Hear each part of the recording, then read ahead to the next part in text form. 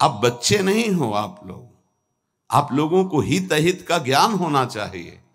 इंद्रियों की मांग को अपनी मांग मानना, मन की विलासता को अपनी मानना, ये आपको बांध देगा, प्रकृति में बांध देगा, माया में बांध देगा। भागना पड़ेगा, संसार स्वीकार करना पड़ेगा, गिरना पड़ेगा।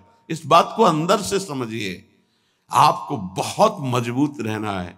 अभी तो माया ने कोई प्रश्न ही नहीं किया आपके सामने, अभी तो सिर्फ पढ़ाई चल रही, तब आप भागते हो अंदर से, बाहर से चाहे हमारे नजदीक भले दिखाई दे रहे हो। और जिस दिन प्रश्न आया तो आप ये समझो कितने नंबर आएंगे आपकी परीक्षा के।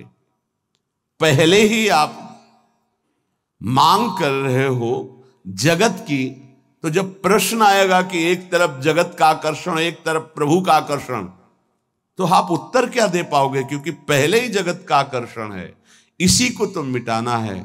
नहीं समझ पा रहे आप, इसी को मिटाना है आपको। जथा लाभ संतोष सदा काहू सो कछु न चाहूंगो, जैसे मेरे प्रभु रखे वैसे रहूंगा, कभी कोई चाह नहीं करूंगा।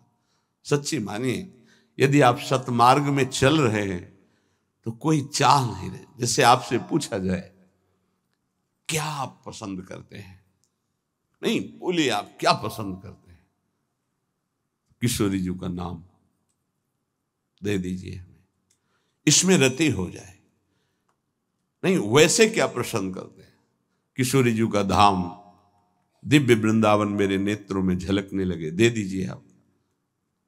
इनकी शिवा आपकी हृदय की मांग आपको फंसा देगी। इस शब्दों को पकड़ लीजिए। सत्संग के शब्दों को आप नहीं पकड़ते। आपका मन जब विपरीत चिंतन करता है तो आप कीर्तन कीजिए, वाणी जी का उच्च स्वर से गायन कीजिए। एक बार जीत गए तो 1000 बार इसको पटक दोगे मन को, एक बार हार गए तो 1000 बार पटकी लगाएगा आपको।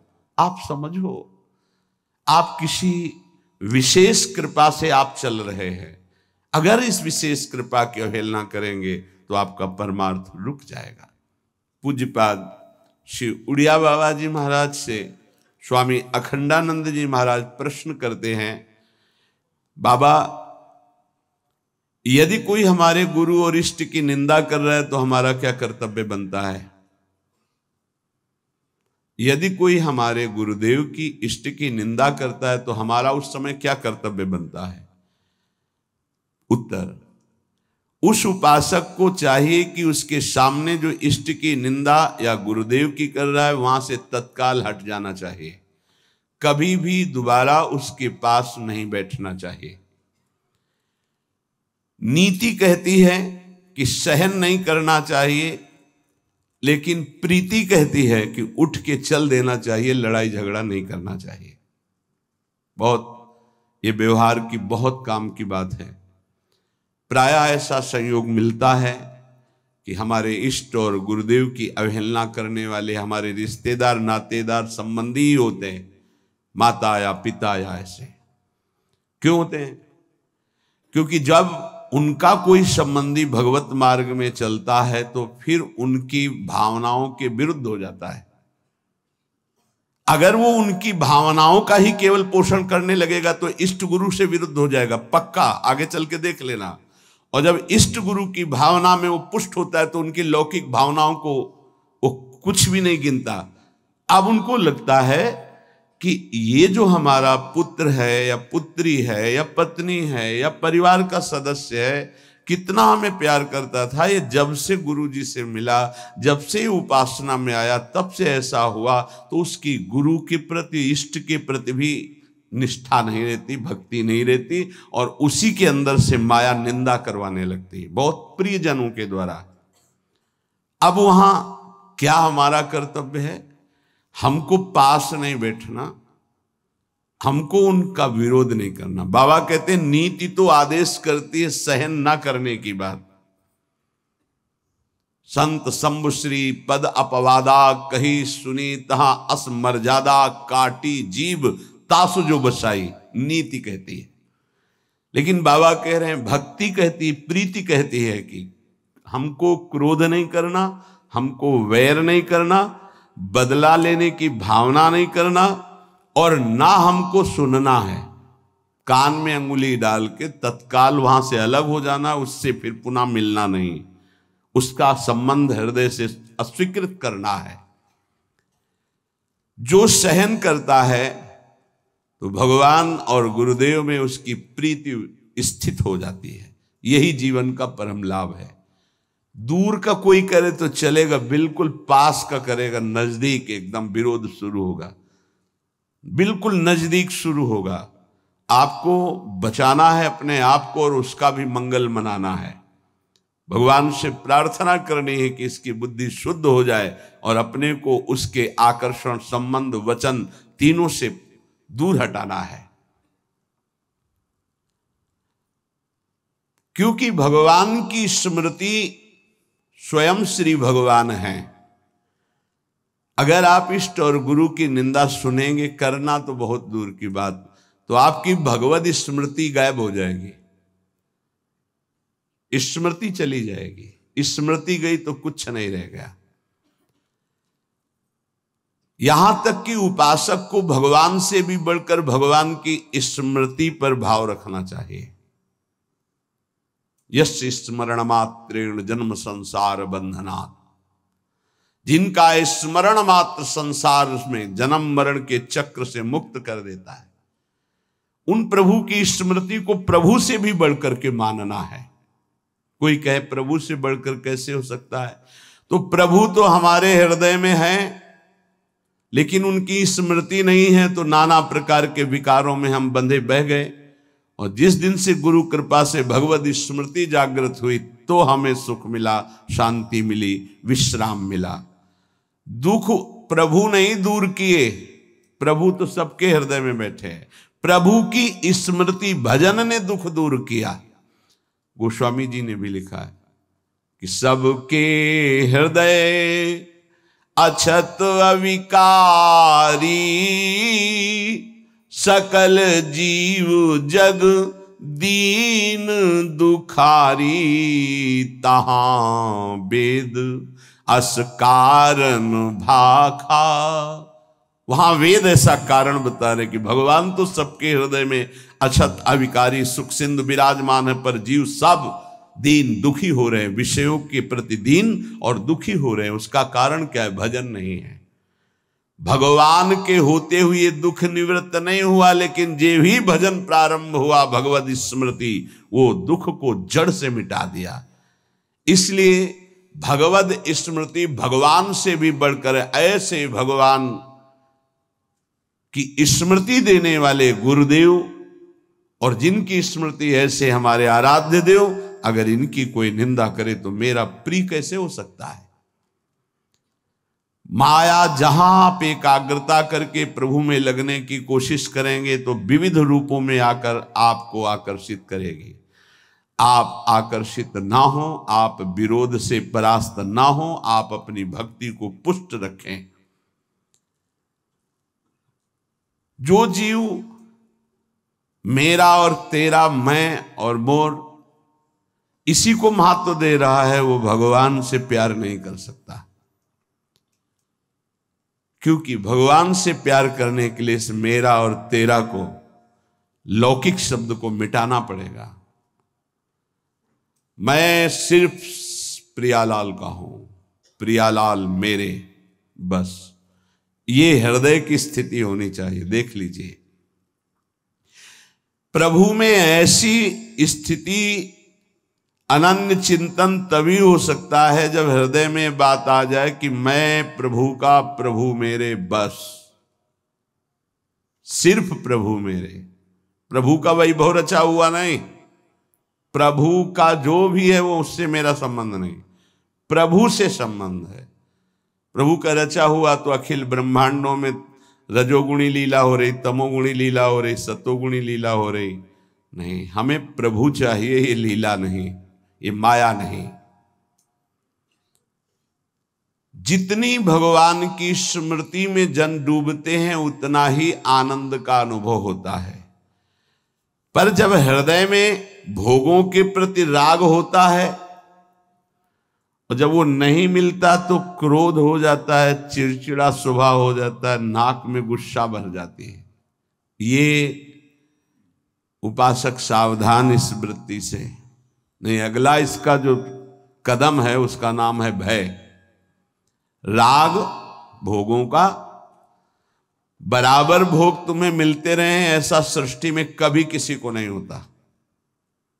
परिस्थिति बिगड़ती भी है, कभी ऐसी परिस्थिति आती है कि मनोनुकूल भोग नहीं मिलते, उस समय क्रोध, चिड़चिड़ा स्वभाव, नहीं शासन में लीजिए, नहीं अगला कदम जो है वो बड़ा भयावह है। राग से क्रोध और क्रोध से भयावह स्थिति। नित्यानंद रस की अनुभूति के लिए चलने वाला उपासक हृदय में भोगों का राग न रखे, नहीं तो क्रोध, चिड़चिड़ा स्वभाव हो जाना, कुछ अच्छा ना लगना, वो विध्वंसक भाव आगे भय उपस्थित कर देगा, आपकी चेष्टा भयावह होगी। भक्ति में मुख्य बात है भक्त कभी भी महापुरुषों के वचनों की अवहेलना न करे, अपराध न करे, इसका पूरा ध्यान रखे, नहीं तो बुद्धि भ्रष्ट हो जाएगी। ये मैं गूढ़ बात कहता हूं। जिन उपासक के अंदर भोगों का राग है, क्रोध है, भयावह कल्पनाएं हैं, वो आज्ञा का उल्लंघन करते हैं। अगर आज्ञा पर चलोगे तो कभी माया आपको परास्त नहीं कर पाएगी। साधन भक्ति, जब सिद्धा भक्ति में फिर निश्चिंतता आती है, निर्भयता आती है, निशोक आता है। साधन भक्ति में साधक को बहुत सावधान रहना है। ये 6 बातें साधन भक्ति में होंगी तभी सिद्ध स्वरूप जागृत हो जाएगा। पूज्यपाद उड़िया बाबा जी, चिदानंद समुद्र भगवान की निश्चित प्राप्ति हो जाएगी, सिद्ध पुरुष हो जाएगा यदि ये 6 बातें रही। पहले, भारी से भारी आपके प्रति कोई अपराध कर दे तो उसे क्षमा करने की आपके अंदर वृत्ति होनी चाहिए। क्रोध करके उसको मानसिक संकल्प करके दंड देना, या शारीरिक दंड देना, या समुदाय से दंड दिलाना, किसी भी प्रकार का ऐसा भाव नहीं होना चाहिए। जैसे आप भजन करते हैं, आपके मन में संकल्प बना कि तुमने हमारा अपमान किया है, तुम्हें भगवान देख लेंगे, भोगोगे, तो यदि भजन बल है तो लागू हो जाएगा उस पर और वो कष्ट भोगेगा पक्का। लेकिन वो तो कष्ट भोगेगा शारीरिक, पर आप खाली हो गए और अब भजन की वो वृत्ति आएगी नहीं, क्योंकि आप सिद्धांत से गिर गए। या आप शारीरिक बलवान हैं, आपने उसको पीट दिया तो आपका भजन बल क्षीण हो जाएगा, आपका मार्ग अवरुद्ध हो जाएगा। या आपके बहुत अनुयायी हैं, उनसे पिटवा दिया। किसी भी तरह से दंड दिलवाना भक्ति को खो देना है, ये बात अच्छे से समझ लीजिए। तो पहला है क्षमा। किसी भी कारण से एक भारी से भारी अपराधी को भी क्रोध करके दंड देने की भावना ना होना। दूसरा है, कभी भी किसी भी वस्तु, व्यक्ति, स्थान पर महत्व रखकर अपने प्रभु को भूल जाना, ये बहुत सावधानी की जरूरत। तभी आप सिद्ध होंगे, परिपक्व अवस्था तभी आएगी। अव्यर्थ कालत्वम, समय व्यर्थ नष्ट कर देना। कब नष्ट होता है समय व्यर्थ? अनुकूल भोग मिल गया, उसमें राजी हो गए, भूल गए भगवान को। अनुकूल व्यक्ति मिल गया, उससे बात करना है, बहुत दिनों बाद मिले, बातचीत, हंसी मजाक, और कैसे हो, भूल गए भगवान को। वस्तु, व्यक्ति, स्थान, पदार्थ, पद, चाहा हुआ कुछ भी मिले, उसके मिलने में यदि आपका भजन छूट गया तो आपकी भक्ति बाधित हो जाएगी।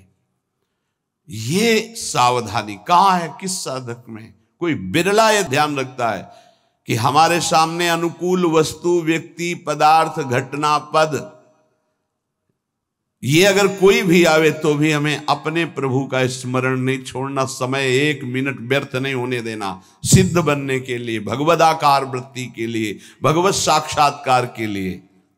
तीसरा, जिन भोगों को निषेध किया गया है तुम्हारे आसपास सब हो, सुविधा हो भोगने की, तो भी तुम्हारे हृदय में भोग लालसा ना हो। अगर हो भी जाए तो भोगना नहीं। आवश्यकता से अधिक धर्म अनुकूल भोग भी ना भोगे। फिर धर्म के प्रतिकूल तो बात जाने दो, जितनी आवश्यकता है। ये बहुत सूक्ष्म विषय है। जैसे भोजन में मीठा बहुत प्रिय होता है, किसी को नमकीन बहुत प्रिय होता है। जहां अनुकूल भोजन आया, अधिक मात्रा में लिया, उस दिन नोट करना, भजन नहीं होगा। वो भजन जो स्वाभाविक होता था रोटी दाल में, वो नहीं होगा। आप देखना तो कितनी दुश्मन है वो वस्तु जो हमें प्रभु के स्मरण में शिथिलता दे दे। रुचि नहीं रह गई भजन की, फिर बातें होती हैं बैठ करके, प्रपंच की बातें, और या फिर बहुत खूब सो रहा है, सारी शक्ति पचने में लग जाती है। जब उदर में जरूरत है 500 ग्राम 400 ग्राम भोजन की, और आपने दबा करके उसमें 1.25 किलो भर दिया, अब इसके बाद पानी गया, अब वो सारी आपकी जीवनी शक्ति उसी में लग गई पचाने में, तो भजन के लिए आपके पास सामर्थ्य कहाँ रह गई। बार बार जमवाई लो, बार बार टहलो, बार बार लेटो, क्योंकि वो पच जाए ना, और वो कि बर्बाद ना हो। तुम ही हो भारत में सार्थक करने वाले, और तो जीव है ही नहीं भाई। और भी तो पशु पक्षी, तुम अपनी केवल लो, तुम उतना ही सेवन कीजिए, वो कोई और पालेगा, पशु पक्षी पालेंगे, कुछ चीज बर्बाद नहीं। आप छोड़ दीजिए, उसमें चींटियां लग जाएंगी, वो चींटी पालेंगी, बहुत से कीट पतंगे वो पालेंगे। आप ऐसा ना सोचे कि बर्बाद हो। तो उपासक को पदार्थ, वस्तु, व्यक्ति, हमें किसी व्यक्ति से इतना प्रेम नहीं कर लेना कि वो उसके मिलने पर प्रभु का विस्मरण हो जाए। ये बहुत सूक्ष्म बातें महापुरुषों के द्वारा शोध कर कही गई हैं। चौथा, सम्मान सबको बहुत प्रिय है, बहुत प्रिय है। सम्मान किसको अच्छा नहीं लगता? पशु पक्षी को भी अच्छा लगता है सम्मान। पुचकार कर, दुलार करो, प्यार करो, सम्मान दो। जो भगवत मार्ग में सिद्धावस्था को प्राप्त होना चाहता है, सम्मान को जहर की तरह देखे और नीच पुरुषों द्वारा किए हुए अपमान को अमृत के समान पान करके निराभिमानी बन जाए। चौथी बात है, देखो परमार्थ को तो समझना ही पड़ेगा। ये बहुत जहरीली बात है। सिद्धावस्था ऐसे प्राप्त नहीं हुई। पहला, तुम्हारा कोई किसी भी तरह से अपराध करे, तुम्हें क्षमा करना है। ना मानसिक, न शारीरिक, न वाचिक, न व्यवहारिक, किसी भी तरह का उसको दंड देने का विधान, यद्यपि सामर्थ्य है फिर भी नहीं। पहला। दूसरा, कभी भी किसी भी वस्तु, व्यक्ति, स्थान के आकर्षण में प्रभु को नहीं भूलना। यह तुम्हारे ऊपर शर्त है। तुम्हारे सामने कोई व्यक्ति आए, वस्तु आए, पदार्थ आवे, घटना आवे, प्रभु को नहीं भूलना। अंदर राधा राधा राधा। किशोरी जी से बढ़कर प्रिय कौन हो गया, जिससे अगर प्रभु को भूल जाते हैं तो वो बड़ा हो गया, प्रभु छोटे हो गए। वो पदार्थ बड़ा हो गया, वो संपत्ति बड़ी हो गई, वो व्यक्ति बड़ा हो गया, वो घटना बड़ी हो गई जिसने प्रभु को भुलवा दिया। नहीं। तीसरा, विविध प्रकार की भोग सामग्री आसपास फ्री भोगने के लिए हो, फिर भी नहीं भोगना, क्योंकि हमें भगवत साक्षात्कार करना है। अनुकूल धर्मयुक्त भोग भी उतना भोगना है जिससे हमारा भजन चले, जैसे खान पान, विश्रामात उचित। सम्मान सबको प्रिय होता है, अपमान सबको दुखद होता है। भक्त को अपमान अमृत के समान लगता है, सम्मान विष के समान लगता है। उल्टा, वो निराभिमानी होता है। पांचवा, इष्ट देव के चिंतन में व्यभिचार नहीं होना चाहिए। व्यभिचार ये परिपक्व भगवत साक्षात्कार की बात है, साधारण साधक की, प्रारंभिक साधक की बात नहीं है। 4 बार शिव जप लिया, 5 बार अमुक जप लिया, फिर जप लिया, ये जप लिया, वो जप लिया, नहीं। केवल अपने इष्ट देव में ही। अगर शिव हैं तो शिव संबंधी, राम तो राम संबंधी। अब ये सिद्धावस्था की तरफ जा रहा है साधक। यहां खिचड़ी नहीं होगी, यहां सीधे एक वृत्ति केवल अपने इष्ट देव की, उन्हीं का स्वरूप, उन्हीं का सेवा, उन्हीं का नाम जप, उन्हीं के गुण कीर्तन, उन्हीं के प्रेमियों से मिलना, इष्ट मिले और मन मिले, तभी परिपक्व सिद्धावस्था को प्राप्त होंगे। छठवां, सदगुरु की शरण में रहकर उनके बताए हुए मार्ग से चलना। सिद्धावस्था ये बहुत कठिन है, बहुत कठिन है। सदगुरु की आज्ञा में जो जीवन दे दे बहुत कठिन है। कल एक उपासक कह रहे थे कि हम बहुत प्रयास करते हैं, वर्षों हो गए करते हैं, लेकिन अभी यही निश्चय नहीं कर पाए कि मुझे जाना कहाँ है, जपूं क्या, निरंतर क्या करूं। गुरुदेव का वर्ण किया? बोले नहीं, तो पूरा जीवन व्यतीत हो जाएगा, निर्णय थोड़ी कर पाओगे। ये निर्णय तो गुरुदेव के द्वारा होता है। जो गुरुदेव ने नाम दिया, जो साधन बताया, आजीवन उसी में। गुरु प्रदत्त इष्ट के विग्रह में, छवि में, नाम सेवा में सर्वस्व विराजमान है, भाव समझ लीजिए। गुरु प्रदत्त नाम मंत्र में, गुरु प्रदत्त साधना वो सिद्ध होने के लिए बहुत आवश्यक है, और उसी में स्थिति होने से सिद्धावस्था प्राप्त होती है। बहुत ये सूक्ष्म विषय सब नहीं समझ पाएंगे। भगवान विविध रूपों में विविध भाव वाले भक्तों को सुख दिया है। जब कृपा होती तो विविध रूप सब आते हैं। जो अनन्य रस का उपासक है अपने इष्ट देव का, उसे किसी में प्रियता नहीं होती। तो इसका मतलब अभी ज्ञान नहीं हुआ? नहीं नहीं, ये ज्ञान के ऊपर की बात है, ज्ञान के ऊपर की बात है। ये ज्ञान तो बहुत पहले गोस्वामी जी को हो गया था, सिय राम में सब जग जानी। फिर कह रहे बने तो रघुबर ते बने, बिगड़े तो भरपूर, तुलसी और अंते बने, ता बनी बेपेद। सदगुरु की शरण में साधना करने वाले उपासक की एक पहचान होती है। गुरु प्रदत्त इष्ट नाम उपासना के सिवा और कुछ अच्छे नहीं लगेगा। कोई सिद्धांत वर्णन उसके पकड़ में नहीं आएगा, उसको सब माया नजर आएगी। कोई भी भगवान रूप रख करके आवे, उसको प्रियता नहीं होगी। उसको प्रियता उसी में होगी जो गुरुदेव भगवान ने इष्ट दिए हैं।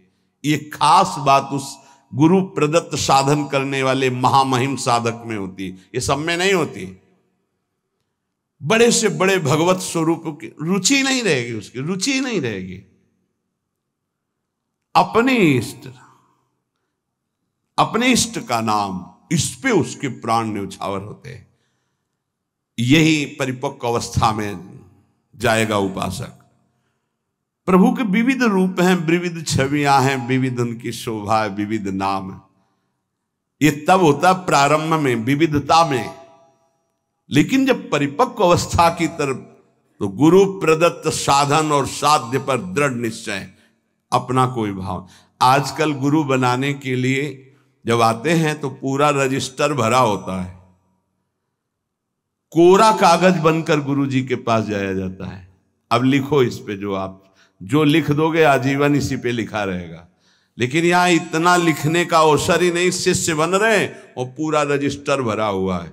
हम तो ये करते हैं, हम तो ये करते हैं, हम वही ऐसे, हमारा ये सिद्धांत, हमारे ना कोई आग्रह ना कोई भाव, ये रखा है हृदय हमारा, जो आप चाहो इस पे डाल दो, वही जीवन भर ऐसे शिष्य बना जाता है।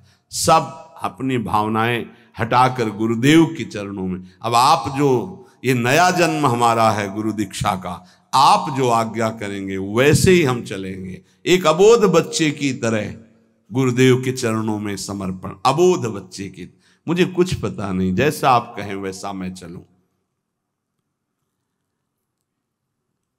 ये 6 बातें जिसके जीवन में है, उसके अंदर भक्ति की निष्ठा जागृत हो जाती है और वो सिद्ध महापुरुष हो जाता है। फिर पहला, हर परिस्थिति में क्षमा। बहुत कठिन है, बहुत कठिन है। कोई अपराध पे अपराध करता जा रहा है, हम क्षमा पे क्षमा करते जा रहे हैं। बड़ा प्रभाव क्षमा का है।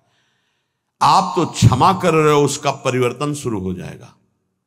क्षमा में इतना बड़ा बल है कि जो अपराध कर रहा है उसका परिवर्तन हो जाएगा।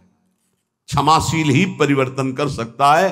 क्रोध करने वाला या दंड देने वाला महान नहीं माना जाता, क्षमाशील महान माना जाता है। दूसरा, कभी भी किसी भी परिस्थिति में समय व्यर्थ न जाना वस्तु व्यक्ति स्थान के संयोग में। तीसरा, कोई भी भोग सामग्री समीप फिरी पर नहीं भोगना प्रभु के। मेरे प्राप्ति के लिए मेरा भक्त सब सुखों का त्याग करता है, भगवान ने कहा। जो पवित्र भोग हैं उनको भी आवश्यकता के अनुसार ही, विधि भोग हैं जिनका निषेध नहीं किया गया, धर्म पूर्वक भोग सकते हैं, उनको भी आवश्यकता के अनुसार जितना कम से कम सेवन कर सके।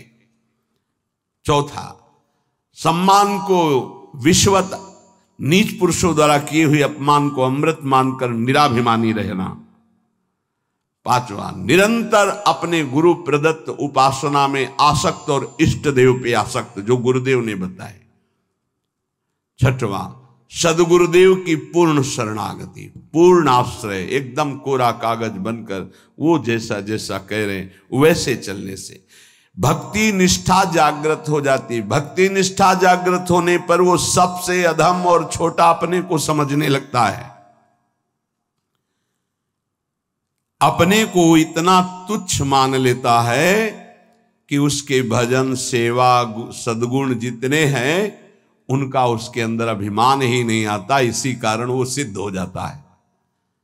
थोड़ी सी साधना अभिमान उत्पन्न कर देती। क्यों? क्योंकि गुरु कृपा नहीं है। इसलिए जहां निराभिमानी होकर प्रभु से अपना संबंध जो था है जो रहेगा उसका बोध हुआ, उसी समय उसे भगवान की प्रेम लीलाओं का अनुभव होने लगता है।